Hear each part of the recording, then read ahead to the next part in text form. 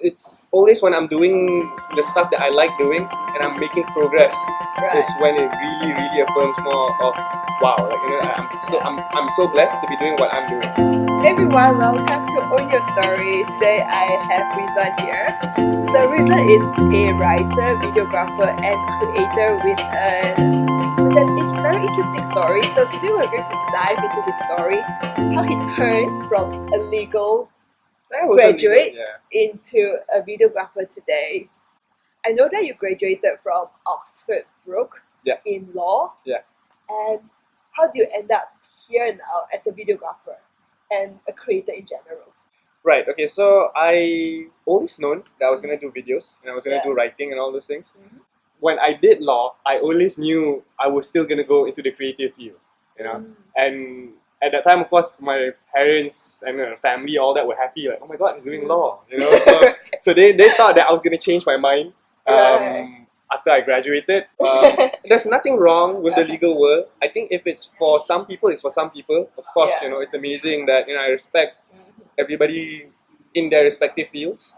But sometimes you're just built in a very different way, and it's just not meant for you, I suppose. You know, it's always when I'm doing the stuff that I like doing and I'm making progress is when it really, really affirms more of wow, like I'm so blessed to be doing what I'm doing.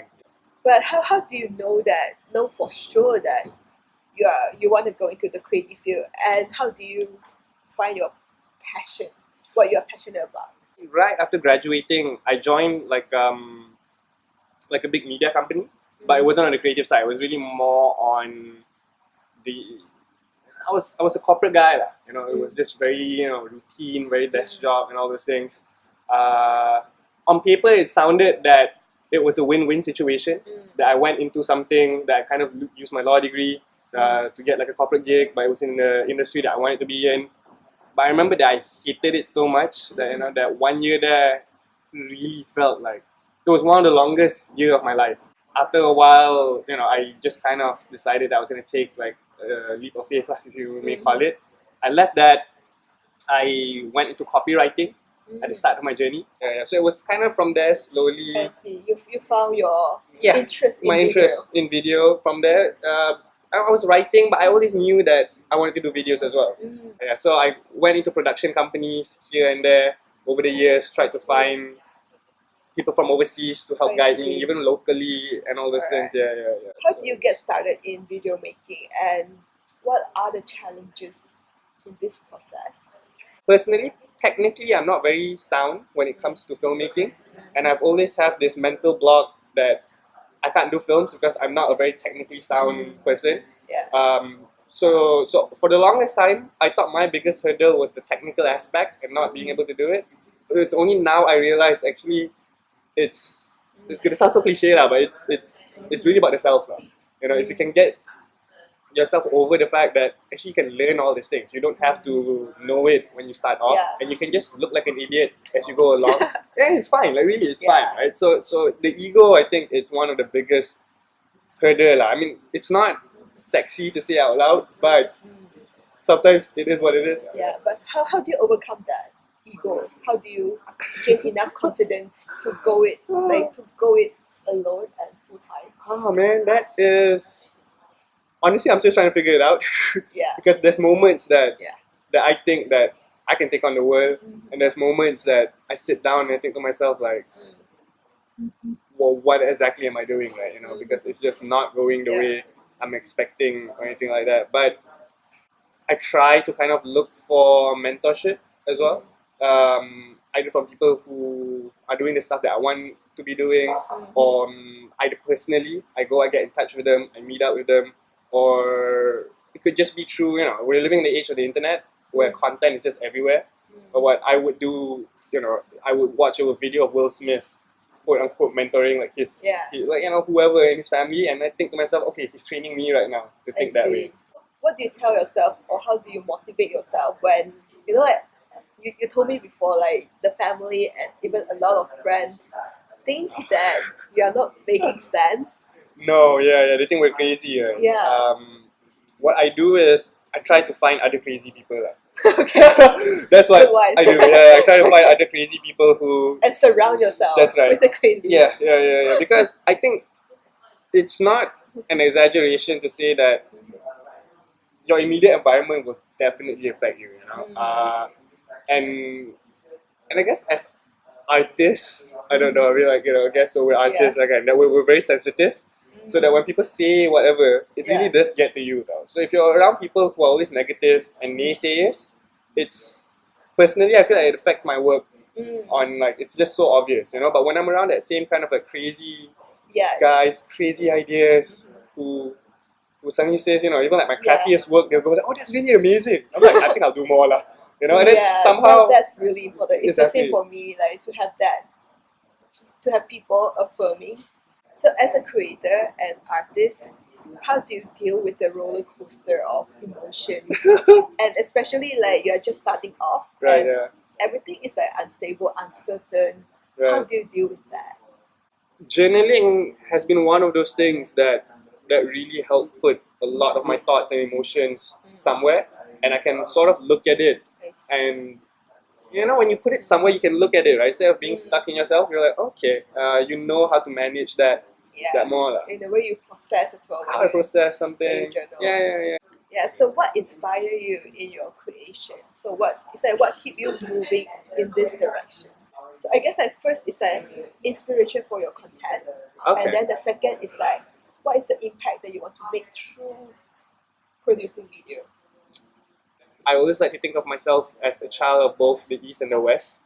I grew up in Malaysia.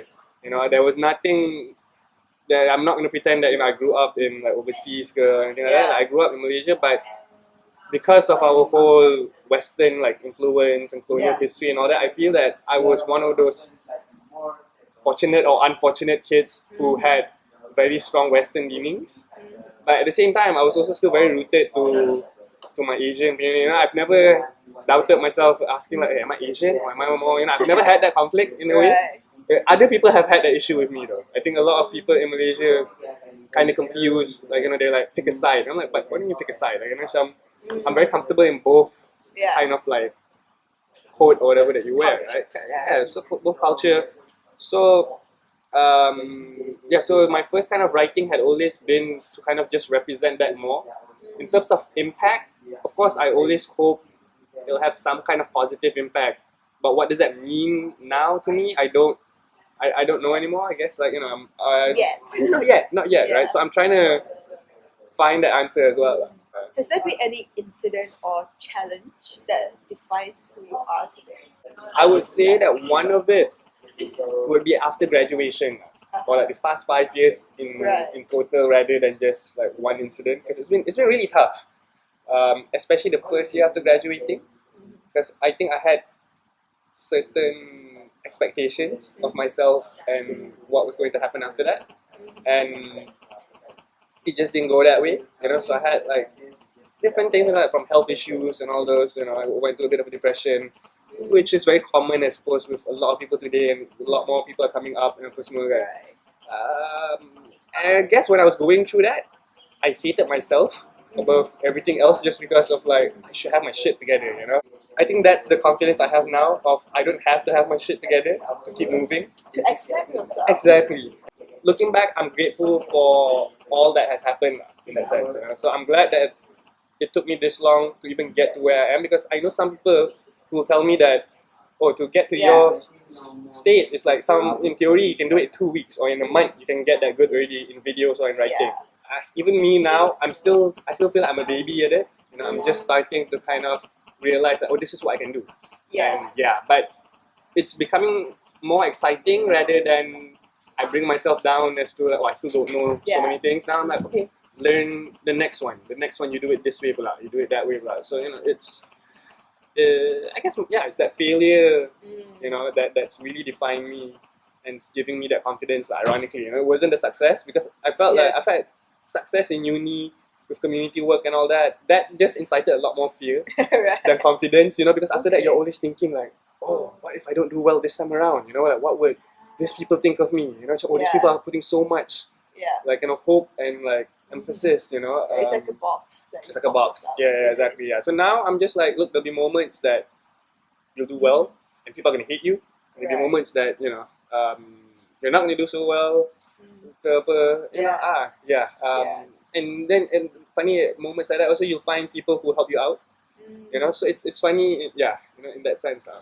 So what would be the best investment that you have made, say, in the past 3 years? It could be in terms of time, energy, or your effort. Like learning new things and kind of getting myself out of I wouldn't say bad situation lah, but when sometimes you find yourself stuck and you kind of need to get yourself out to do something different, has been like a really good investment. So you see that as an investment. I see that as an investment. Yeah, I really do. Sorry, my brother-in-law actually dropped me like a line saying that, oh, I have a friend in Switzerland who's looking for a babysitter. And do you know anybody who's interested? So I was like, oh yeah, I'll ask around. It was meant for me to ask around. And I sat down, I'm like, wait, I look at the date, I was like, that's 3 months. But I have nothing lined up for the next 3 months. I see. Let's see where this goes. And I was just thinking that, oh, just tell your friend that I'm interested. I didn't think that she would consider me because I'm a guy. Most, and I understand from a parent's perspective and all these things. It's just like, guys, there's just too many question marks. Like, would you want like a dude to come and babysit our kids, right? We did an interview, and then it turned out like I got along with her. Like she's like a traveler with her husband and her kids. And next thing I knew, I was in Switzerland. And that was not a decision that I would have. And my mom was almost very unhappy when I decided on it. And usually, like, you study law, exactly, you become a babysitter. Like, what the hell are you doing, right? But that was a good investment because I learned how to stay calm. Because it was 2 boys I was taking care of. My day started around like 6 or 7 a.m. and it'll end at 5. It's non-stop, right? And these 2 boys are... So you stay with the family? I stay with the family, yeah. These 2 boys were crazy. I've been around kids, my whole life, but they were on another level. Hi, Wani, sorry if you're watching this. It's like, So, but yeah, those 2 boys were a handful. Like, I love them to bits, but like they exhaust you like nobody's business. Yeah. So I think that was a good investment as to like I learned how to stay. It's experience. It's a life experience. Yeah, and I really learned how to stay calm when I was there. So right now, at this point of life, what would be your advice for your younger self? I would tell my younger self not to take myself too seriously. Enjoy what you do, give everything to whatever it is that you do, but at the same time, don't worry about what will come out of it. And don't worry about pleasing people, because I think that was one of the things that I'm still struggling with. You don't have to disrespect anybody to do your own thing, but don't try to please everybody. I thought that the big thing was to write, to make X amount of short films, X amount of like articles getting out and all those things. And those things are important, don't get me wrong, but I would have told my younger self really to like just chill, be calmer, because I found that in that evolution of me becoming calmer, I've gotten a lot more done. So is there any book that has the biggest impact in your perspective? The most recent one would be this book by Robert Greene. It's called Mastery. And part of the reason why that book, I think, in the most recent time has such an impact is because that how I've kind of approached my life or career, that I've always sort of looked for like a Yoda in my life.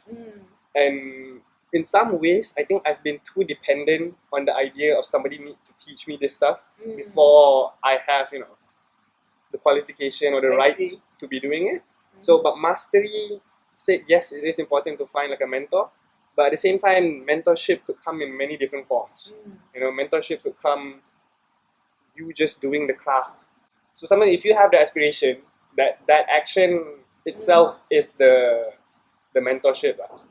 Yeah, that book has definitely changed my view, and it's also there's a psychological aspect to the craft that most people don't talk about.